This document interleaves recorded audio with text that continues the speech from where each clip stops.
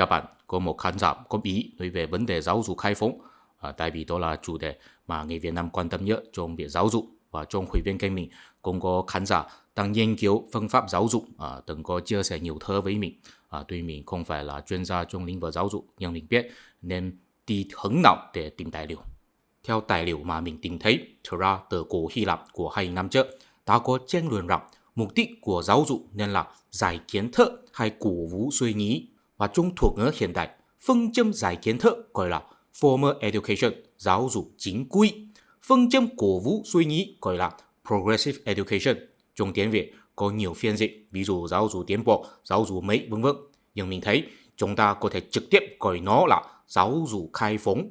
Có lẽ bây giờ trong ấn tượng của đa số người có một định kiến cho rằng phương Đông nhấn mạnh giáo dục chính quy, tức là chỉ dạy kiến thức, nhưng không có cổ vũ suy nghĩ. Còn phương Tây là ngược lại, là giáo dục khai phóng, cổ vũ suy nghĩ. Nhưng thực ra đó là hiện tượng sau những năm 1980.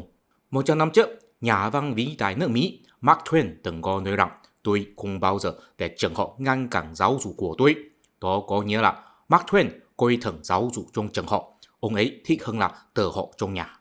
Nhà chính trị vĩ đại nước Anh Winston Churchill từng có nói rằng chỉ có khi tôi là ở trường học, giáo dục của tôi mới bị ngăn cản.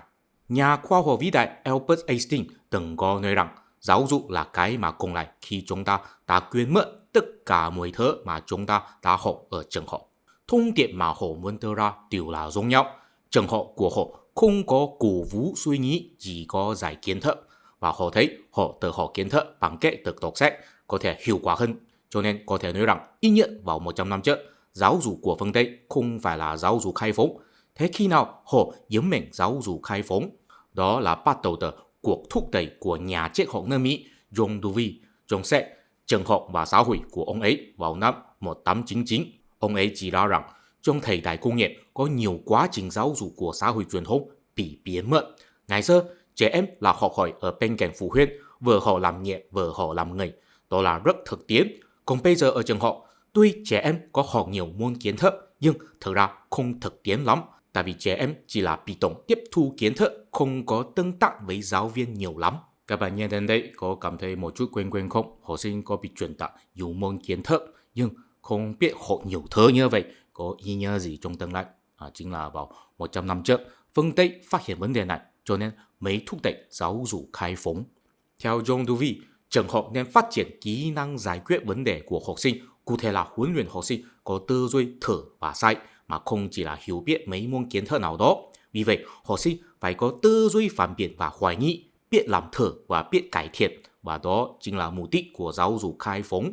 Tại vì John Dewey không hẳn là một nhà triết học, ông ấy cũng có làm nhiều chức vụ quan trọng trong nhiều hiệp hội, ví dụ chủ tịch của Hiệp hội Tâm lý học Hoa Kỳ và chủ tịch của Hiệp hội Triết học Hoa Kỳ, và có nhiều học sinh trong lĩnh vực giáo dục, cho nên ý tưởng của ông ấy có được nhiều người quảng bá. Vì vậy, dần dần có nhiều trường học coi trọng giáo dục khai phóng. Nhưng mấy bạn chú ý, vào 100 năm trước, John Dewey đã thúc đẩy giáo dục khai phóng, nhưng phải chờ 60 năm nữa, giáo dục khai phóng mới biến thành phương châm giáo dục chủ lưu ở phương Tây. Tại vì giáo dục khai phóng không phải là một thứ mà muốn làm thì có thể ngay lập tức làm được, phải có một số điều kiện nào đó. Nhưng mà trước khi chúng ta xem xét những điều kiện, xin để mình xem xét vấn đề của giáo dục trong thời đại công nghiệp.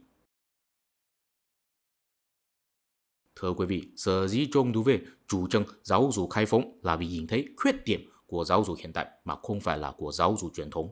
Nếu phải phân biệt một cách rõ ràng dứt khoát, đặc trưng của giáo dục hiện đại là lấy môn học làm trung tâm, còn giáo dục truyền thống là lấy học sinh làm trung tâm. 2.000 năm trước, Aristotle nói rằng mục đích của giáo dục là đào tạo học sinh có đức hạnh. Trong video hồi trước, mình cũng đã có nói rồi. Đức hạnh trong cổ Hy Lạp có nghĩa là biết sử dụng lý tính để làm ra lựa chọn chính xác và cũng biết kiểm soát sự ham muốn của chính mình. Aristotle có đặc biệt chỉ ra rằng mục đích của giáo dục không hẳn là huấn luyện học sinh có nắm bắt một môn kiến thức nào đó, mà là có thể hiểu biết thế giới một cách sâu sắc. Tương tự như cổ Hy Lạp, văn minh Trung Hoa cũng vậy, có phân biệt đại học và tiểu học. Chu Hy từng có giải thích rằng một ngày trưởng thành đến 8 tuổi có thể đi đọc tiểu học, nội dung là học làm vệ sinh, tương tác với người ta, lễ phép, dân chữ, bán công và cưỡi ngựa. Sau 15 tuổi mới đọc đại học là họ nghiên cứu đạo lý cuộc sống và tu dưỡng tính tình.